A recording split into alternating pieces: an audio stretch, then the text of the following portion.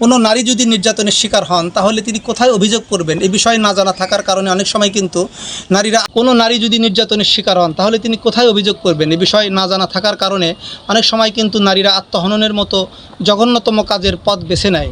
কিছুদিন আগেও কিন্তু জগন্নাথ বিশ্ববিদ্যালয়ের এক ছাত্রী নির্যাতনের শিকার হয়ে কাউকে বলতে না পেরে বা তার কথা কাউকে বিশ্বাস করাতে না পেরে কিন্তু শেষ পর্যন্ত আত্মহত্যার মতো একটা কাজ তিনি করেছিলেন, যে কারণে তখন কিন্তু পুরো দেশ জুড়ে একটি আলোচনা সমালোচনা তৈরি হয়েছিল।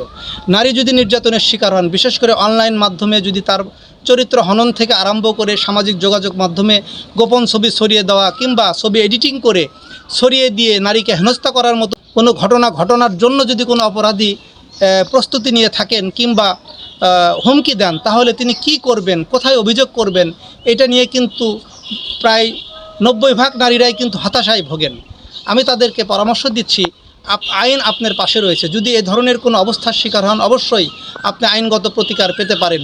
আইনগত প্রতিকার পেতে হলে সর্বপ্রথম আপনাকে যে ঘটনার যদি অনলাইন মাধ্যমে শিকার হয়ে থাকেন তাহলে স্ক্রিনশট দিয়ে রাখবেন, অথবা যদি অন্য কোনোভাবেই হেনস্থার শিকার হয়ে থাকেন না কেন অবশ্যই আপনি আমলি আদালতে গিয়ে ওই অভিযুক্তর বিরুদ্ধে প্রমাণ সহকারে মামলা দায়ের করতে পারেন।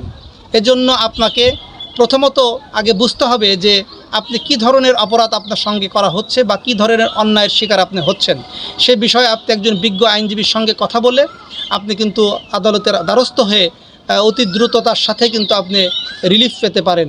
আর যদি তাৎক্ষণিকভাবে কোনো ঘটনার শিকার হয়ে থাকেন বা কোনো ভয়ঙ্কর পরিস্থিতির মধ্যে পড়ে থাকেন তাহলে অবশ্যই মনে রাখবেন টোল ফ্রি নাম্বার 109 অথবা 999 ফোন দিয়েও কিন্তু আপনি তাৎক্ষণিক প্রতিকার পেতে পারেন।